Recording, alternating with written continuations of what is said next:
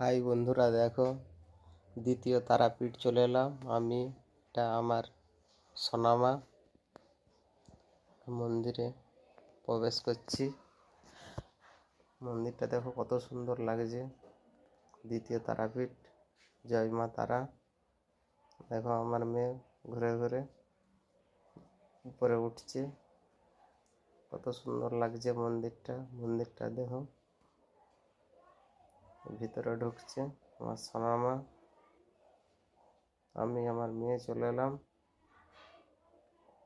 অসাধারণ মন্দিরটা, আপনারা যদি কেউ আসতে চাও আসতে পারো। দ্বিতীয় তারাপীঠ খুব সুন্দর মন্দির, মাকেও দেখতে কত সুন্দর লাগছে।